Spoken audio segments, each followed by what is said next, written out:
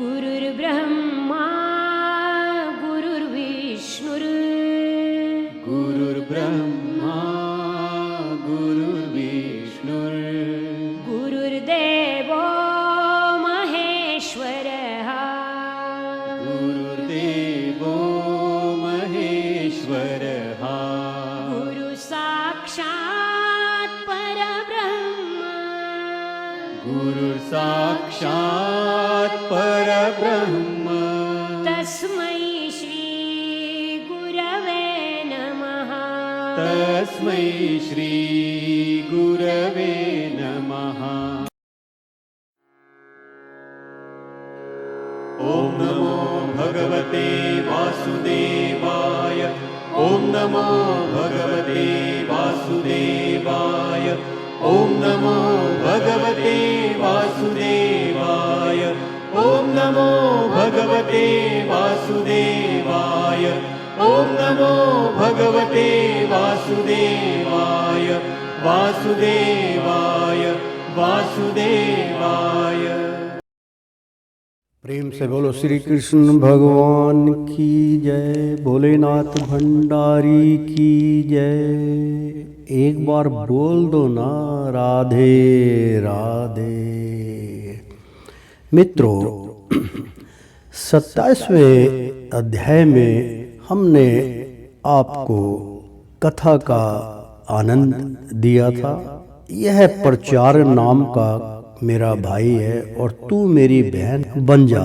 तू दोनों के साथ मैं अव्यक्त गति से भयंकर सेना लेकर सारे लोगों में विचरण करूंगा, विचारूंगा।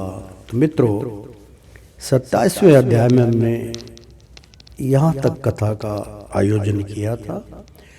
श्री हरि सचित्र श्री भागवत सुधा सागर सुख सागर भगवान वेद द्वारा कृत श्रीमद् भागवत 12 स्कंदों की सरल हिंदी व्याख्या श्लोक सहित प्रस्तुति की जा रही है। आचार्य श्री राजेंद्र कुमार सूर्यवंशी भगवान श्री हरि कृष्ण नारायण के चरणों की धूल उनके शिष्य के मुख के द्वारा भगवान हरि की वाणी का प्रसाद आप तक पहुंचा रहे हैं। तो एक बार प्रेम से बोलो श्री कृष्ण भगवान की जय। चतुर्थ स्कंद का 28वां अध्याय हम शुरू करने जा रहे हैं। कृपया ध्यान से इस प्रसाद को ग्रहण कीजिए। 28वां अध्याय पुरजन को स्त्रियों ने की प्राप्ति और अभिज्ञात के उपदेश से उसका मुक्त होना। श्री नारद जी कहते हैं, राजन, फिर भय नामक काल कन्या के साथ इस पृथ्वी तल पर सर्वत्र विचरने लगे। यह नाराज के आज्ञाकारी सैनिक प्रचावार और एक बार उन्हें बड़े वेग से बूढ़े सांप से असुरक्षित और संसार की सब प्रकार की सुख सामग्री से संपन्न पुरजनपुरी को घेर लिया। तब जिसके चंगुल में फंसकर पुरुष शीघ्र ही निसार हो जाता है, वह काल कन्या बलात्कार से उस पुरी की प्रजा को भोगने लगी। इस समय वे यवन भी काल कन्या के द्वारा भोगी जाती हुई उस पुरी में चारों ओर से भिन्न भिन्न द्वारों से घुसकर उसका विध्वंस करने लगे। पुरी के इस प्रकार पीड़ित किए जाने पर उसके स्वामित्व का अभिमान रखने वाले तथा ममताग्रस्त बहुकुटुंबी राजा पुरजन को भी नाना प्रकार के क्लेश स्थाने लगे।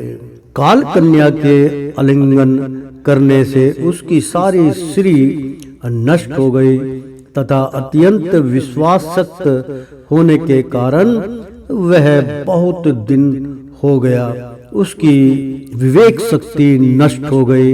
गंधर्व और यमनों ने बलात्कार से उसका सारा ऐश्वर्य लूट लिया उसने देखा कि सारा नगर नष्ट भ्रष्ट हो गया है। पुत्र पौत्र भृत्य और अमर्त्य वर्ग प्रतिकूल होकर आनंद करने लगे हैं। स्त्री शून्य हो गई है। मेरी देह को काल कन्या ने वश में कर रखा है और पंचाल देश शत्रुओं के हाथ में पड़कर भ्रष्ट हो गया है। यह सब देखकर राजा पुरुजन अपार चिंता में डूब गया और उसे उस विपत्ति से छुटकारा पाने का कोई उपाय ना दिखाई दिया।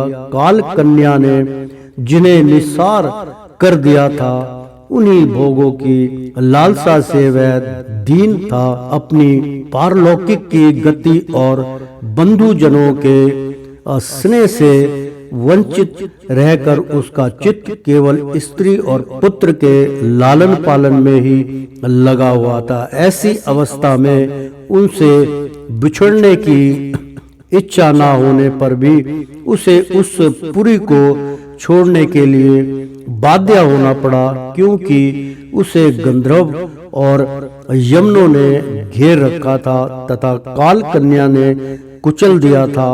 इतने में ही नव नाराज भय के बड़े भाई प्रजावर ने अपने भाई का प्रिय करने के लिए उसे सारी पुरी में आग लगा दी। जब वह नगरी जलने लगी तब पूर्ववासी सेवक वृंद, संतान वर्ग और कुटुंब की स्वामिनी के सहित कुटुंबल वत्सल पुरजन को बड़ा दुख हुआ। नगर को काल कन्या के हाथ में पड़ा देख उसकी रक्षा करने वाले सर्प को भी बड़ी पीड़ा हुई, क्योंकि उसके निवास स्थान पर भी यमनों ने अधिकार कर लिया था और प्रजावर उस पर भी आक्रमण कर रहा था। जब उस नगरी की रक्षा करने में वह स्वतः असमर्थ हो गया, तब जिस प्रकार जलते हुए वृक्ष के कोटर में रहने वाले सर्प उससे निकल जाना चाहता है, उसी प्रकार उसने भी महान कष्ट से कांपते हुए वहां से भागने की इच्छा की। उसके अंग प्रत्यंग ढीले पड़ गए थे तथा गंधर्वानों ने उसकी सारी शक्ति नष्ट कर दी थी। अतः जब यवन शत्रुओं ने उसे जाते देखकर रोक दिया, तब वह दुखी होकर रोने लगा। ग्रासत पुरजन देह गे आदि में मैं मेरेपन का भाव रखने से अत्यंत बुद्धिहीन हो गया था। स्त्री के प्रेम पास में फंसकर वह बहुत दिन हो गया था। अब जब इससे बिछुड़ने का समय उपस्थित हुआ, तब वह अपनी पुत्री, पुत्र, पौत्र, पुत्रवधू, दामाद, नौकर और घर खजाना तथा अन्य जिस पदार्थों में उसकी ममता भर शेष थी, उनका भोग तो कभी का छूट गया था। उन सब के लिए इस प्रकार चिंता करने लगा, हाय मेरी भार्या तो बहुत घर गृहस्थी वाली है, जब मैं परलोक को चला जाऊंगा तब यह असहाय होकर किस प्रकार अपना निर्वाह करेगी। इसे इन बाल बच्चों की चिंता ही खा जाएगी। यह मेरे भोजन किए बिना भोजन नहीं करती थी और स्नान किए बिना स्नान नहीं करती थी, सदा मेरी ही सेवा में तत्पर रहती थी। मैं कभी रूठ जाता था तो यह बड़ी भयभीत हो जाती थी और झिड़कने लगता था तो डर के मारे चुप रह जाती थी। मुझसे कोई भूल हो जाती तो यह मुझे सचेत कर देती थी। मुझ में इसका इतना अधिक स्नेह है कि यदि मैं कभी परदेश चला जाता था तो यह विरह व्यस्तता से सूख कर काटा हो जाती थी। यूं तो यह वीर माता है तो भी मेरे पीछे क्या यह गृहस्थ आश्रम का व्यवहार चला सकेगी। मेरे चले जाने पर एकमात्र मेरे ही सहारे रहने वाले ये पुत्र और पुत्री भी कैसे जीवन धारण करेंगे। ये तो बीच समुद्र में नाव टूट जाने से व्याकुल हुए यात्रियों के समान बिलबिलाने लगेंगे। यद्यपि ज्ञान दृष्टि से उसे शोक करना उचित ना था, फिर भी अज्ञानवश राजा पुरुजन इस प्रकार दीन बुद्धि से अपने स्त्री पुत्र आदि के लिए शोकाकुल हो रहा था। इसी समय उसे पकड़ने के लिए वहां भय नामक यम राज आधम का वमन राज जो था वो बहुत प्रबल था। जब यवन लोग उसे पशु के समान बांधकर अपने स्थान को ले चले, तब उसके अनुचरण गण अत्यंत आतुर और शोकाकुल होकर उसके साथ हो लिए।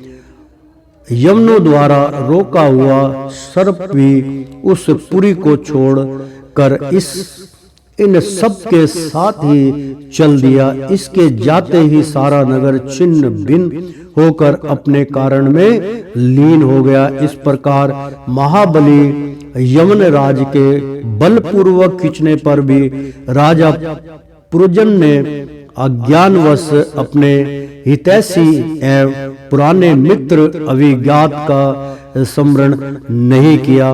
उस निर्दय राजा ने जिन यज्ञ पशुओं की बलि दी थी, वे उसकी दी हुई पीड़ा को याद करके उसे क्रोध पूर्वक कुठारों से काटने लगे। वह वर्षों तक विवेकहीन अवस्था में अपार अंधकार में पड़ा नियंत्रण कष्ट भोगता रहा। स्त्री की आसक्ति से उसकी यह दुर्गति हुई थी।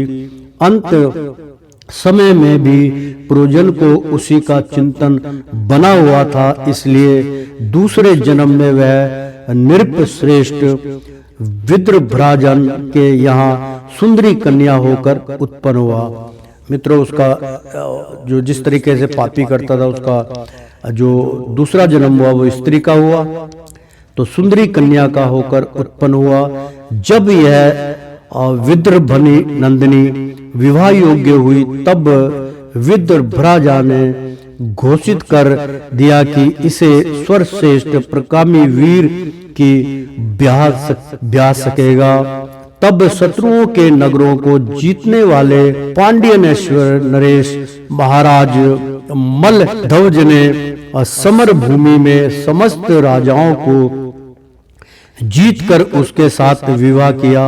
उससे महाराज मल्लध्वज ने एक श्याम लोचना कन्या और उसके छोटे 7 पुत्र उत्पन्न किए, जो आगे चलकर द्रविड़ देश के 7 राजा हुए। राजन फिर उनमें से प्रत्येक पुत्र की बहुत पुत्र उत्पन्न हुए, जिनके वंशधर इस पृथ्वी को मयांतर के अंत तक तथा उसके बाद भी भोगेंगे।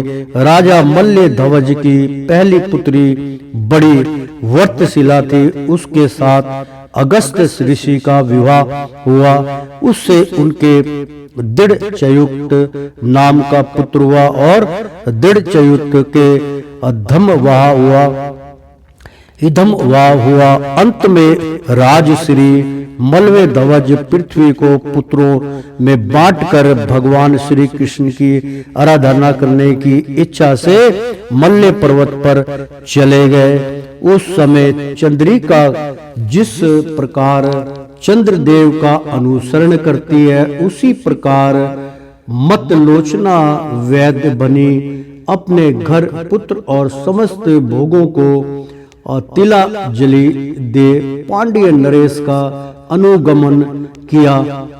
वहां चंद्र वसा त्रामवणी और वटोद का नाम की 3 नदियां थी। उनके पवित्र जल में स्नान करके वे प्रतिदिन अपने शरीर और अंतःकरण को निर्मल करते थे।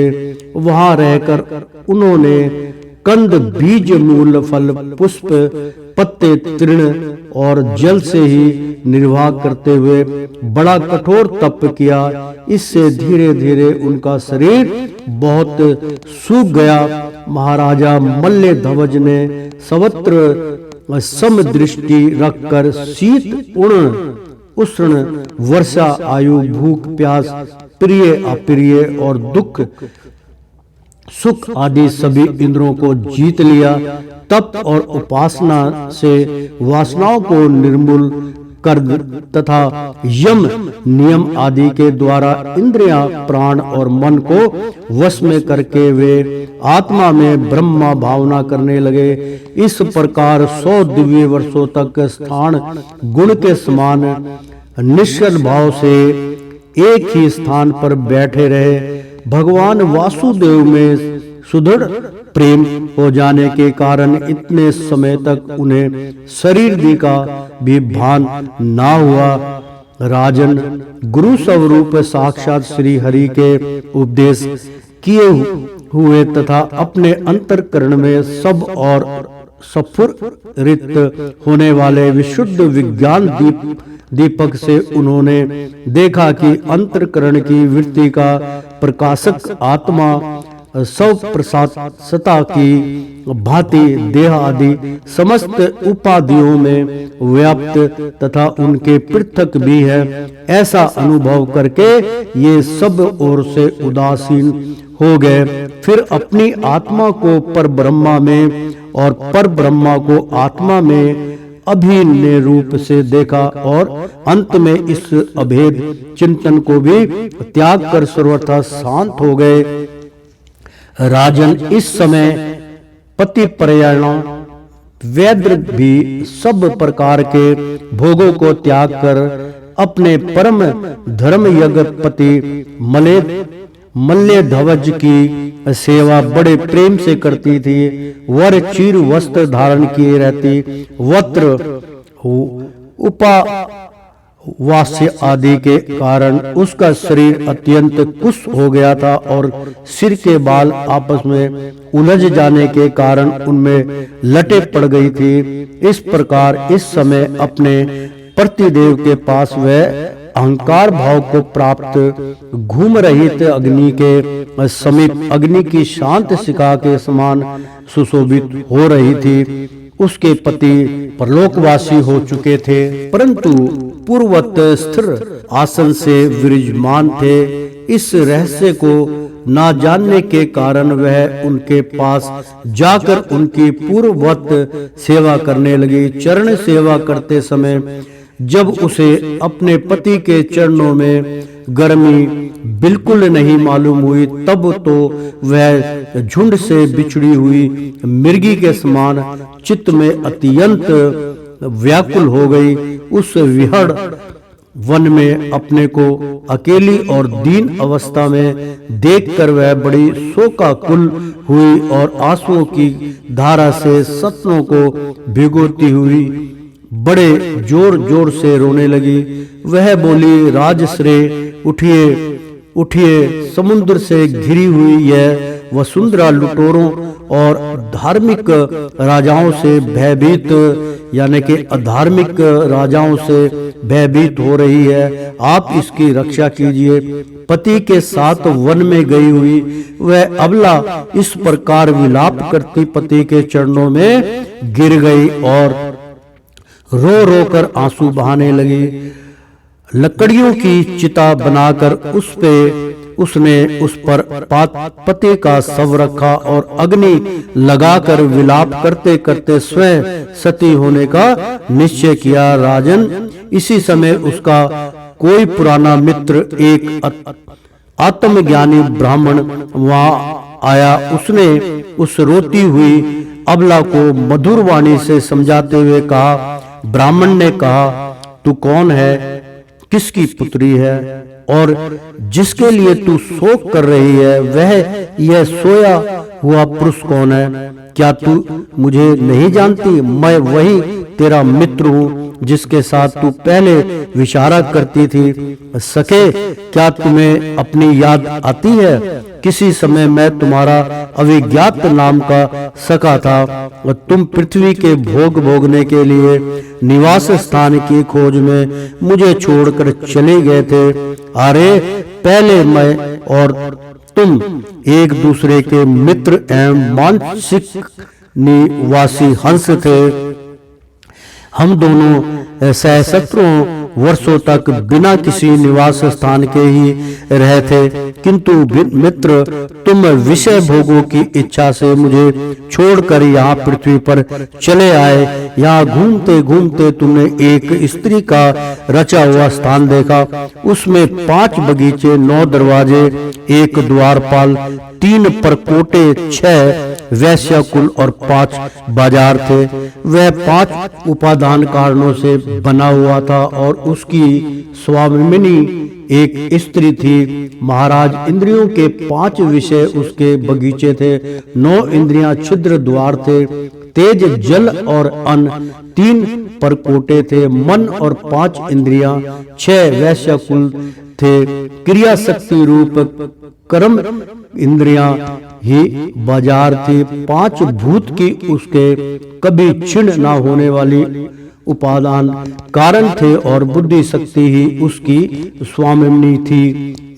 यह ऐसा नगर था जिसमें प्रवेश करने पर पुरुष ज्ञान शून्य हो जाता है, अपने स्वरूप को भूल जाता है। भाई, उस नगर में उसकी स्वामिनी के फंदे में पड़कर उसके साथ विहार करते करते तुम भी अपने स्वरूप को भूल गए और उसी के संग से तुम्हारी यह दुर्दशा हुई है।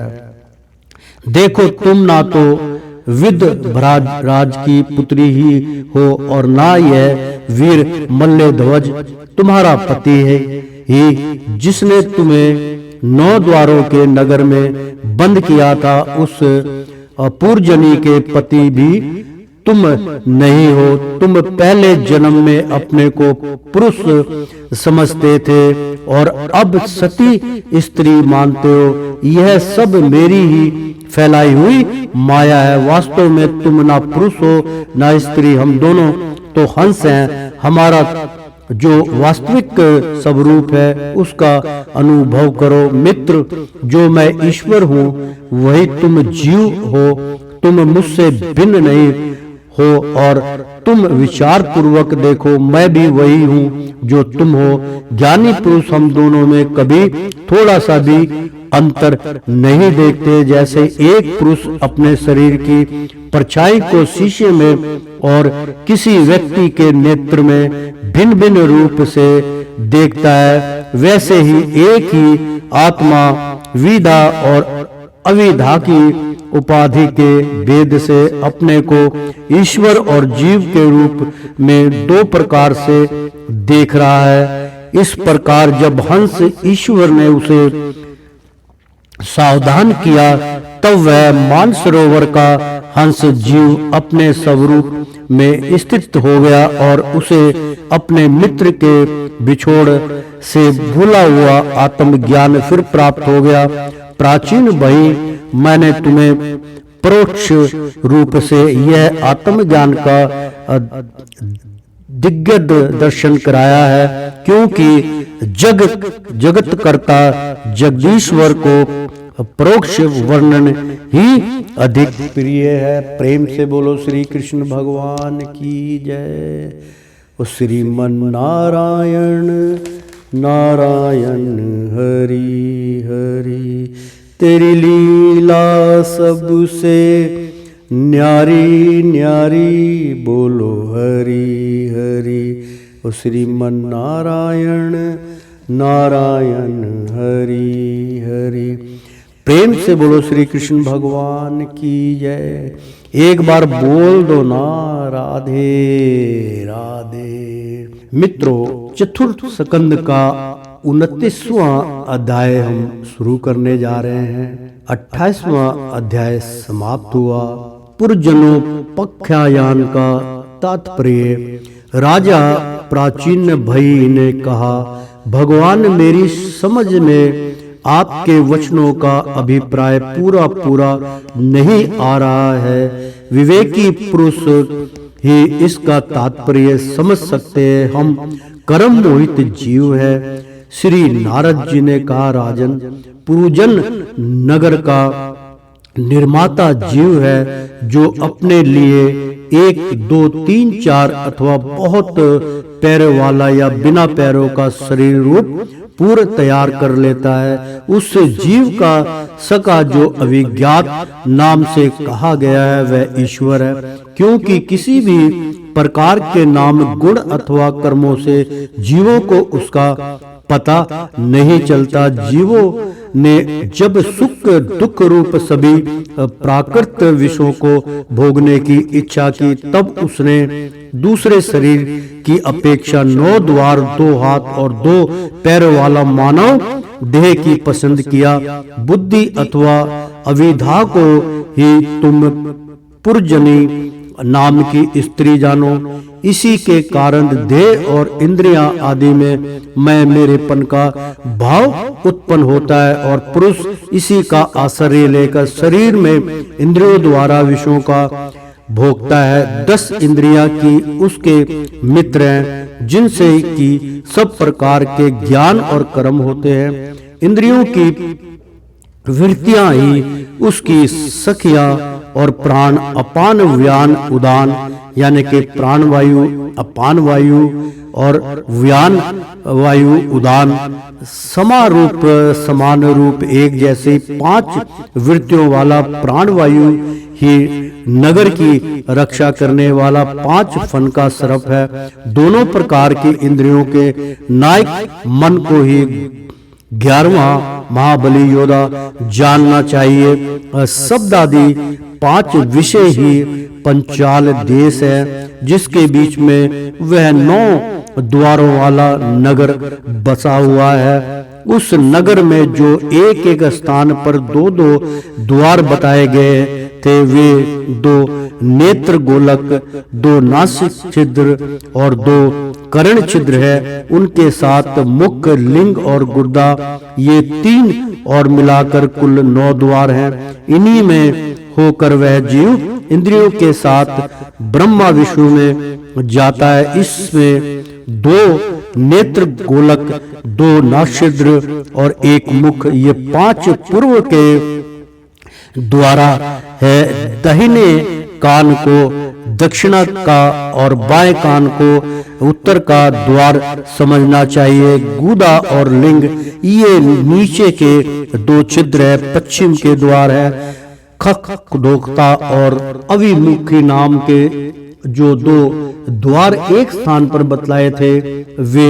नेत्र गोलक हैं तथा रूप विभाजित नाम का देश है, जिसका इन द्वारों से जीव चक्षु इंद्रियां की सहायता से अनुभव करता है। चक्षु इंद्रियों को ही पहले ध्रुवमान नाम का राजा कहा गया है। दोनों नाच छिद्र ही नलनी और नलिनी नाम के द्वार है और नासिका का विषय गंध ही सौरभ देश है तथा घ्राणो इंद्रियां अवघृत नाम का मित्र है। मुख्य नाम का द्वार है, उसमें रहने वाला वाग्रे इंद्रियां विषण है और रसो इंद्रियां रसविद रसज्ञ नाम का मित्र है। वाणी का व्यापार आपन है और तरह तरह का अन्न बहुदन है तथा दाहिने कान वित्रुहु और बायां कान देहु कहा गया है। कर्म कांड रूप प्रवृत्ति मार्ग का शास्त्र और उपासना कांड रूप निर्वृत्ति मार्ग का शास्त्र ही कर्म से दक्षिण और उत्तर पंचाल देश है। इन्हें सर्व इंद्रियां रूप ऋतुधर की सहायता से सुनकर जीव कर्म से पितृयान और देवयान मार्गों में जाता है। लिंग ही आसुरी नाम का पश्चिम द्वार है। स्त्री प्रसंग नामक नाम का देश है और लिंग में रहने वाला उपस्थित इंद्रियां दुर्मद नाम का मित्र है। गुदा निस ऋतु नाम का पश्चिम द्वार है। नरक वैशक नाम का देश है और गुदा में स्थित पायु इंद्रिया लुब्ध का नाम का मित्र है। इनके सिवा 2 पुरुष अंधे बताए गए हैं, उनका रहस्य भी सुनो। वे हाथ और पांव हैं, इन्हीं की सहायता से जीव कर्म से सब काम करता और जहां तहां जाता है। हृदय अंतपुर है, उसमें रहने वाला मन ही विसुचीन नाम का प्रधान सेवक है। जीव उस मन के सचिदा आदि गुणों के कारण ही प्रसन्नता, हर्ष रूप विकार अथवा मोह को प्राप्त होता है। बुद्धि राज महर्षि पुरजनी जिस प्रकार स्वप्न प्रभाव स्थान में विकार को प्राप्त होती है और जागृत अवस्था में इंद्रियां आदि को विकृत करती है, उसके गुणों से लिप्त होकर आत्मा जीव भी उसी रूप में उसकी वृत्तियों का अनुकरण करने को बाध्य होता है। यद्यपि वस्तु वह उनका निर्विकार साक्षी मात्र शरीर ही रथ है, उसमें ज्ञान इंद्रियां रूप 5 घोड़े जुटे हुए हैं। देखने में सत रूप काल के समान ही उसका अग्र त्रिहत वेग है। वास्तव में वह गतिहीन है। पुण्य और पाप वे 2 प्रकार के कर्म ही उनके पहिए हैं। 3 गुण ध्वजा है, 5 प्राण डोरियां हैं। मन बागडोर है, बुद्धि सारथी है, हृदय बैठने का स्थान है, सुख दुख आदि इंद्र जुए है। इंद्रियों के 5 विषय उनमें रखे हुए आयुध है और त्वचा आदि 7 धातुओं उसके आवरण है। 5 कर्म इंद्रियां उसकी 5 प्रकार की गति है।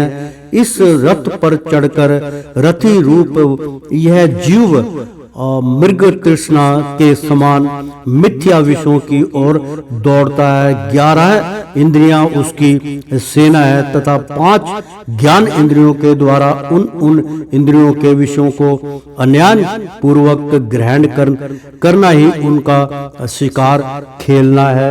जिसके द्वारा काल का ज्ञान होता है वह समस्त ही चंडवेग नामक ग्रंथ वग राज है।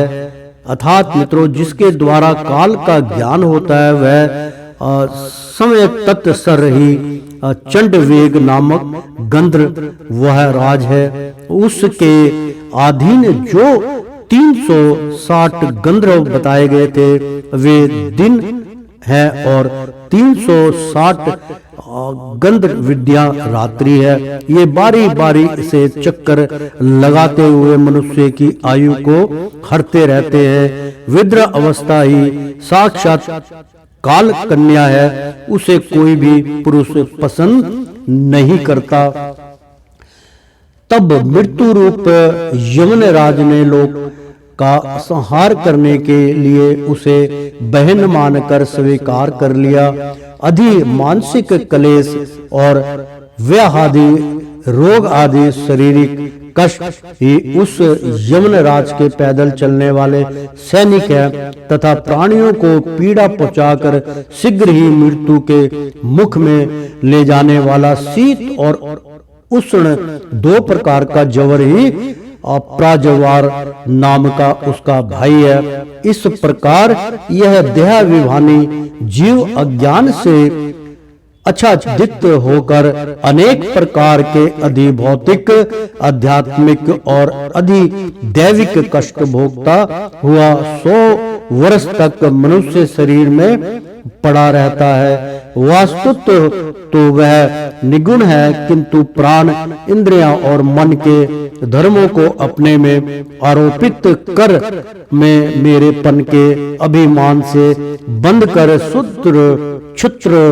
विषयों का चिंतन करता हुआ तरह तरह के कर्म करता रहता है। यह यद्यपि स्वयं प्रकाश है, यद्यपि जब तक सबके परम गुरु आत्म स्वरूप श्री भगवान के स्वरूप को नहीं जानता तब तक प्रकृति के गुणों में ही बंधा रहता है। उन गुणों का अभिमानी होने से वह विवश होकर सात्विक, राजस और तामस कर्म करता है तथा उन कर्मों के अनुसार भिन्न भिन्न योनियों में जन्म लेता है। वह कभी तो सात्विक कर्मों के द्वारा प्रकाश बहुल स्वर्ग आदि लोक प्राप्त करता है, कभी राजसिक कर्मों के द्वारा दुख में रजोगुणों लोकों में जाता है, जहां उसे तरह तरह के कर्मों का क्लेश उठाना पड़ता है, और कभी तमोगुणी कर्मों के द्वारा शोक बहुल तमोमयी योनियों में जन्म लेता है। इस प्रकार अपने कर्म और गुणों के अनुसार देव योनि, मनुष्यों अथवा पशु पक्षियों में जन्म लेकर वह आज्ञा अनाद जीव कभी पुरुष, कभी स्त्री और कभी नपुंसक होता है। जिस प्रकार बेचारा भूख से व्याकुल कुत्ता दर दर भटकता हुआ अपने प्रभांत अनुसार कहीं डंडा खाता है और कहीं भात खाता है, उसी प्रकार यह जीव चित्त में नाना प्रकार की वासनाओं को लेकर ऊंचे नीचे मार्ग से ऊपर नीचे अथवा मध्य के लोकों में भटकता हुआ अपने कर्म अनुसार सुख दुख भोगता रहता है। अधिदैविक, अधिभौतिक और आध्यात्मिक इन तीन प्रकार के दुखों में से किसी भी एक से जीव का सर्वथा छुटकारा नहीं हो सकता। यदि कभी वैसे जान पड़ता है तो वह केवल तत्कालिक निवृत्ति ही है। वह ऐसी ही है जैसे कोई सिर पर भारी बोझ ढोकर ले जाने वाला पुरुष उसे कंधे पर रख ले। इसी तरह सभी प्रतिक्रिया दुख खनी वृत्ति जाननी चाहिए। यदि किसी उपाय से मनुष्य एक प्रकार के दुख से छुट्टी पाता है तो दूसरा दुख आकर उसके सिर पर सवार हो जाता है। शुद्र हृदय निरंतर जिस प्रकार स्वप्न में होने वाला सब प्रांतर उस संपन्न से सर्वथा छूटने का उपाय नहीं है, उसी प्रकार कर्म फल भोग से सर्वथा छूटने का उपाय केवल कर्म नहीं हो सकता, क्योंकि कर्म और कर्म फल भोग दोनों ही अविधायुक्त होते हैं, दोनों अलग अलग होते हैं मित्रों। जिस प्रकार स्वप्न व्यवस्था में अपने मनोमय लिंग शरीर से विचरने वाले प्राणी को स्वप्न के पदार्थ ना होने पर भी भसते हैं, उसी प्रकार ये दृश्य पदार्थ वस्तुत ना होने पर भी जब तक अज्ञान निंद्रा नहीं टूटती बने ही रहते हैं और जीव को जन्म मरण रूप संसार से मुक्ति नहीं मिलती। अतः इनकी अत्यंतिक निर्वृत्ति का उपाय एकमात्र आत्मज्ञान ही है। राजन, जिस अविद्या के कारण परमात्म स्वरूप आत्म को एक जन्म मरण रूप अनर्थर पर ब्रह्मा यानी कि अनर्थर पर ब्रह्मा प्राप्त हुई है, उसकी निवृत्ति गुरु स्वरूप श्री हरि में सुदृढ़ भक्ति होने पर हो सकती है। भगवान वासुदेव में एकाग्रता पूर्वक सम्यक प्रकार से किया हुआ भक्ति भाव ज्ञान और वैराग्य का अभिभ्राव कर देता है। राजश्री, यह भक्ति भाव भगवान की कथाओं के आश्रित रहता है, इसलिए जो श्रद्धा पूर्वक उन्हें प्रति दिन सुनता या पढ़ता है उसे बहुत शीघ्र उसकी प्राप्ति हो जाती है। राजन, जहां भगवान गुणों को कहने और सुनने में तत्पर विशुद्ध चित्त भजन रहते हैं यानी भक्त जन रहते हैं, उस साधु समाज में सबको महापुरुषों के मुख से निकले हुए श्री मधुसूदन भगवान के चरित्र रूप शुद्ध अमृत की अनेकों नदियां बहती रहती हैं। जो लोग अत्र पत्र चित्र से श्रवण में तत्पर अपने कर्ण ग्रहों द्वारा उस अमृत का छक कर पान करते हैं, उन्हें भूख प्यास भय शोक और मोह आदि कुछ भी बाधा नहीं पहुंचा सकते। हाय स्वभावत प्राप्त होने वाले इन क्षुधा विपास आदि विघ्नों से सदा घिरा हुआ जीव समुदाय श्री हरि के कथा अमृत सिंधु से प्रेम नहीं करता। साक्षात प्रजापतियों के पति ब्राह्मण जी भगवान शंकर स्वयं भंभु मनु दक्ष आदि प्रजापति गण सन आदि नैष्ठिक ब्रह्मचारी मरीचि अत्रि अंगिरा पुल्यस्त्र पुलेह क्रंटु भृगु वशिष्ठ और मैं ये जितने ब्रह्मवादी मुनिगण हैं समस्त वाडमय के अधिपति होने पर भी तप उपासना और समाधि के द्वारा ढूंढ ढूंढ कर हार गए, फिर भी उस स्वर साक्षी परमेश्वर को आज तक ना देख सके। प्रेम से बोलो श्री कृष्ण भगवान की जय। वेद भी अत्यंत विस्तृत है, उसका पार पाना हंसी खेल नहीं है। अनेकों महानुभाव उसकी आलोचना करके मंत्रों में बताए हुए वज्र सहस्त्र तत्वयादि गुणों से युक्त इंद्र आदि देवताओं के रूप में भिन्न भिन्न कर्मों के द्वारा यद्यपि उस परमात्मा का ही यंजन करते हैं, यद्यपि उसके स्वरूप को वे भी नहीं जानते। हृदय में बार बार चिंतन किए जाने पर भगवान जिस समय जिस जीव पर कृपा करते हैं उसी समय वह लौकिक व्यवहार एवं वैदिक कर्म मार्ग की वृद्ध मूल आस्था से छुट्टी पा जाता है।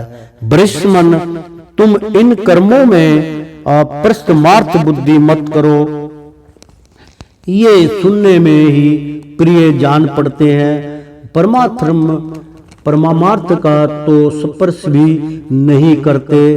अर्थात मित्रों ये सुनने में ही प्रिय जान पड़ते हैं और परमार्थ का तो स्पर्श ही नहीं करते। ये जो परमार्थवत दिख पड़ते हैं उसमें केवल अज्ञान ही कारण है। जो मलिन मति कर्मवादी लोग वेद को कर्म परक बताते हैं वे वास्तव में उसका मर्म नहीं जानते। इसका कारण यही है कि वे अपने स्वरूप भूत लोक आत्म तत्व को नहीं जानते, जहाँ साक्षात श्री जनार्दन भगवान विराजमान है।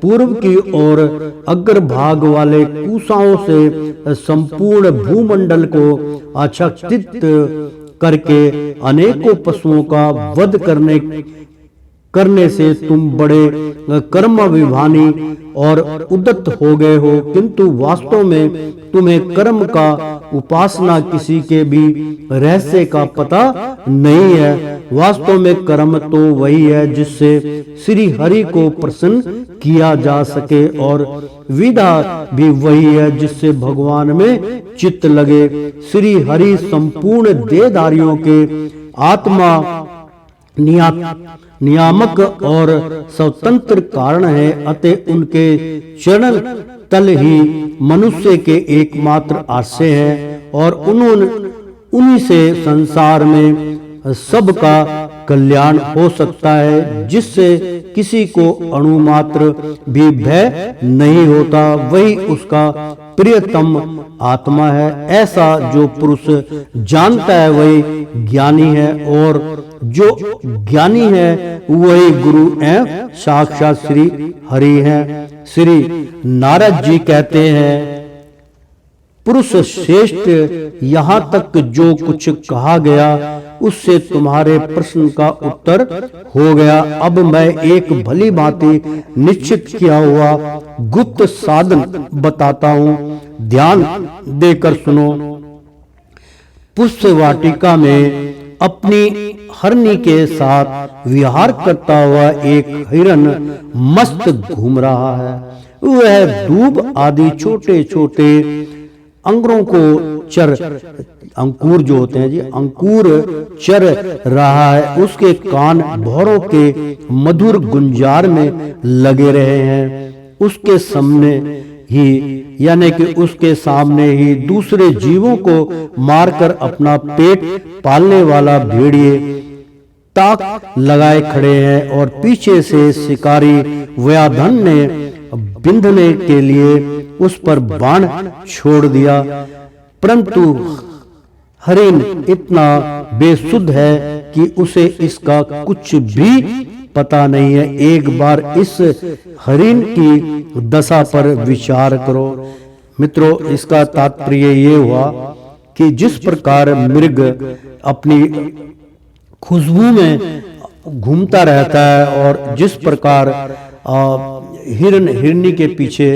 मस्त रहता है, तो उसको ये नहीं पता होता है कि पीछे मेरा काल जो है वो मेरा पीछा कर रहा है, और उसकी धुन में वो सब कुछ भूल जाता है और लास्ट में वो मृत्यु को प्राप्त हो जाता है।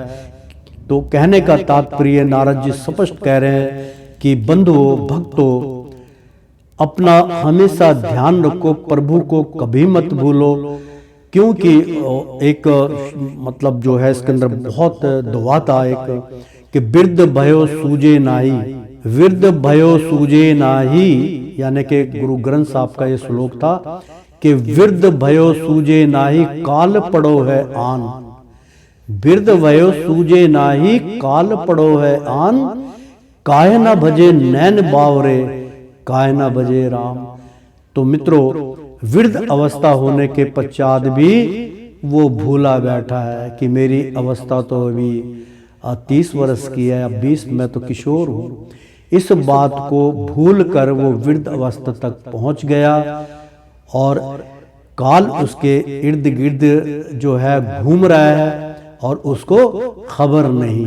तो मित्रों, इस बात का हमेशा चैतन्य रखिए, आयु के साथ साथ भगवान का भजन बढ़ना चाहिए, घटना नहीं चाहिए। इस बात का नारद जी ने स्पष्ट रूप से एक उदाहरण दिया है हिरन और हिरनी और हिरन का। तो दशा पर विचार करो, लिखा है ना एक बार इस हरिण की दशा पर विचार करो। राजन, इस रूप का आशय सुनो, यह मृत प्राय हरिण तुम ही हो, तुम अपनी दशा पर विचार करो। पुष्पों की तरह ये स्त्रियां केवल देखने में सुंदर है, इन स्त्रियों के रहने का घर ही पुष्प वाटिका है। इसमें रहकर तुम पुष्पों के मधु और गंध के समान शुद्र सकाम कर्मों के फल रूप जीव और जन ज्ञान इंद्रियों को प्रिय लगने वाले भोजन तथा स्त्री संग आदि तुच्छ भोगों को ढूंढ रहे हो, स्त्रियों से घिरे रहते हो और अपने मन को तुमने उन्हीं में फंसा रखा है। स्त्री पुरुष का मधुर भाषण ही भौरों का मधुर गुंजान है, तुम्हारे कान उसी में अत्यंत आसक्त हो रहे हैं। सामने ही भेड़ियों के झुंड के समान काल के अंश दिन और रात तुम्हारे आयु को हर रहे हैं, परंतु तुम उनकी कुछ भी परवाह ना कर गृहस्थी के सुखों में मस्त हो रहे हो। तुम्हारे पीछे गुप चुप लगा हुआ शिकारी काल अपने छिपे हुए बाण से तुम्हारे हृदय को दूसरे से ही बीन डालना चाहता है। इस प्रकार अपने को मृग की सी स्थिति में देखकर तुम अपने वित्त को हृदय के भीतर निर्विद्र करो और नदी की भांति प्रभावित होने वाली स्वर्ण इंद्रियां की ब्रह्मावृत्ति को चित्त में स्थापित करो, अंतर्मुखी करो। जहां कामी पुरुषों की चर्चा होती रहती है, उस गृहस्थ आश्रम को छोड़कर परम हंसों के आश्रय श्री हरि को प्रसन्न करो और क्रम से सभी विषयों से विरत हो जाओ। प्रेम से बोलो श्री कृष्ण भगवान की जय। राजा प्राचीन भाई ने कहा, भगवान आपने कृपा करके मुझे जो उपदेश दिया उसे मैंने सुना और उस पर विशेष रूप से विचार भी किया। मुझे कर्म का उपदेश देने वाले इन आचार्यों को उपदेश निश्चय ही इसका ज्ञान नहीं है। मुझे कर्म का उपदेश देने वाले इन आचार्यों को निश्चय ही इसका ज्ञान नहीं है। यदि वे इस विषय को जानते तो मुझे इसका उपदेश क्यों ना करते।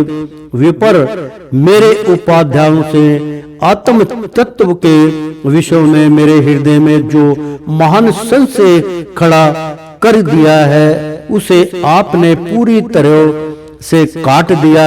इस विषय में इंद्रियों की गति ना होने के कारण मंत्र दृष्टा इस ऋषियों को भी मोह हो जाता है। वेद वादियों का कथन जगह जगह सुना जाता है कि पुरुष इस लोक में जिसके द्वारा कर्म करता है उस स्थूल शरीर को यहीं छोड़कर परलोक में कर्मों से ही बने हुए दूसरी देह से उनका फल भोगता है। किंतु यह बात कैसी हो सकती है, क्योंकि उन कर्मों का कर्ता स्थूल शरीर तो यही नष्ट हो जाता है। इसके सिवा जो जो कर्म यहाँ किए जाते हैं वे तो दूसरे ही क्षण में अदृश्य हो जाते हैं। वे परलोक में फल देने के लिए किस प्रकार पुण्य प्रकट हो सकते हैं। श्री नारद जी ने कहा, राजन, स्थूल शरीर तो लिंग शरीर के अधीन है, अतः कर्मों का उत्तरदायित्व उसी पर है। जिस मन प्रधान लिंग शरीर को सहायता से मनुष्य कर्म करता है वह तो मरने के बाद भी उसके साथ रहता ही है। अतः वह परलोक में आरोप क्षण रूप से समय उसी के द्वारा उनका फल भोगता है। स्वप्न प्रवावस्था में मनुष्य इस जीवन शरीर का अभिमान छोड़ देता है, किंतु इसी के समान अथवा इससे भिन्न प्रकार के पशु पक्षी आदि शरीर से वह मन में संस्कार रूप से स्थित कर्मों का फल भोगता रहता है। इस मन के द्वारा जीव जिन स्त्री पुत्र दियों को ये मेरे हैं और देह आदि को यह मैं हूँ ऐसे कहकर मानता है, उनके किए हुए पाप पुण्य रूप कर्मों के भी यह अपने ऊपर ले लेता है और उनके कारण इसे व्यर्थ ही फिर जन्म लेना पड़ता है। जिस प्रकार ज्ञान इंद्रियां और कर्म इंद्रियां दोनों की चेष्टाओं से उनके प्रेरक चित्त का अनुमान किया जाता है, उसी प्रकार चित्त की भिन्न भिन्न प्रकार की वृत्तियों से पूर्व जन्म के कर्मों का भी अनुमान होता है। अतः कर्म अदृष्ट रूप से फल देने के लिए कलात्मक में मौजूद रहते हैं। कभी कभी देखा जाता है कि जिस वस्तु का इस शरीर से कभी अनुभव नहीं किया, जिसे ना कभी देखा ना सुना ही उसका स्वप्न में वह जैसी होती है वैसे ही अनुभव हो जाता है। राजन, तुम निश्चय मानो कि लिंग देह के अभिमानी जीव को उसका अनुभव पूर्व जन्मों में हो चुका है, क्योंकि जो वस्तु पहले अनुभव की हुई नहीं होती उसी की मन में वासना भी नहीं हो सकती। राजन, तुम्हारा कल्याण हो। मन ही मनुष्य के पूर्व रूपों को तथा भावी शरीर आदि को भी बता देता है, और जिनका भावी जन्म होने वाला नहीं होता उन तत्वों वेताओं की विधेय मुक्ति का पता भी उनके मन से ही लग जाता है। कभी कभी स्वप्न में देश काल अथवा क्रिया संबंधी ऐसी बातें भी देखी जाती हैं जो पहले कभी देखी या सुनी नहीं गई, जैसे पर्वत की चोटियों पर समुद्र दिन में तारे अथवा अपना सिर कटा दिखाई देना इत्यादि।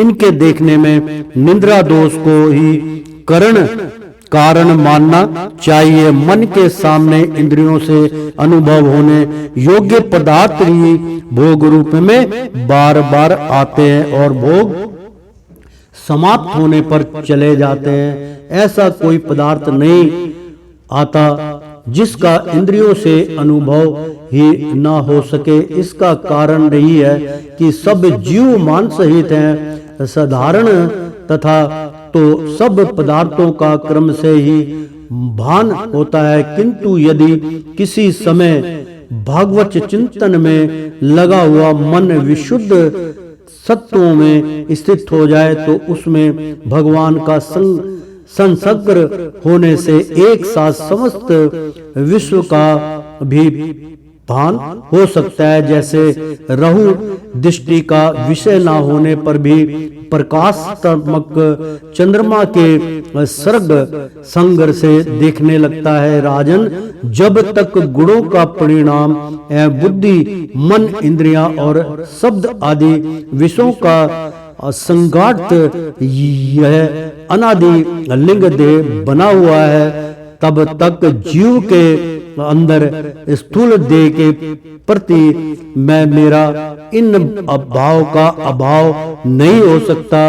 सुषुप्त मूर्छा, अत्यंत दुख तथा मृत्यु और तीव्र ज्वर आदि के समय भी इंद्रियों की वैकुलता के कारण मैं और मेरेपन की स्पष्ट प्रतीति नहीं होती, किंतु उस समय भी उनका अभिमान तो बना ही रहता है। जिस प्रकार अमावस्या की रात्रि में चंद्रमा रहते हुए भी दिखाई नहीं देता, उसी प्रकार युवावस्था में स्वप्न प्रतीत होने वाला यह एकादश इंद्रिया शिष्ट लिंग शरीर गर्भ अवस्था और बाल काल में रहते हुए भी इंद्रियों का पूर्ण विकास ना होने के कारण वह प्रतीत नहीं होता। जिस प्रकार स्वप्न में किसी वस्तु का अस्तित्व ना होने पर भी जागे हुए स्वप्न जनित अनर्थ की निवृत्ति नहीं होती, उसी प्रकार संसारिक वस्तुएं यद्यपि असत्य हैं तो भी अविधावश जीव उनका चिंतन करता रहता है, इसलिए उसका जन्म मरण रूप संसार से छुटकारा नहीं हो पाता।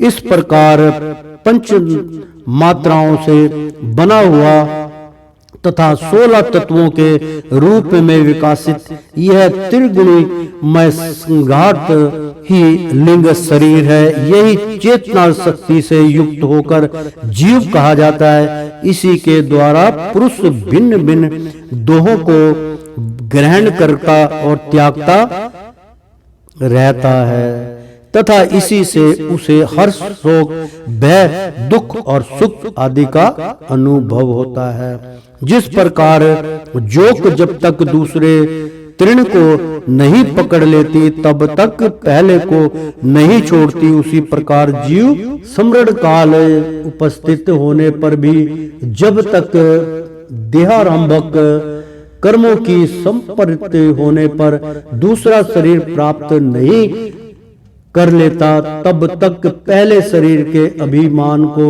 नहीं छोड़ता। राजन, यह मन प्रधान लिंग शरीर ही जीव के जन्मदिन का कारण है। जीव जब इंद्रियां जनित भोगों का चिंतन करते हुए बार बार उन्हीं के लिए कर्म करता है, तब उन कर्मों के होते रहने से अभिधावंश वह देह आदि के कर्मों में वैध जाता है। उस कर्म बंधन से छुटकारा पाने के लिए संपूर्ण विश्व को भगवान द्वीप देखते हुए सब प्रकार श्री हरि का भजन करो।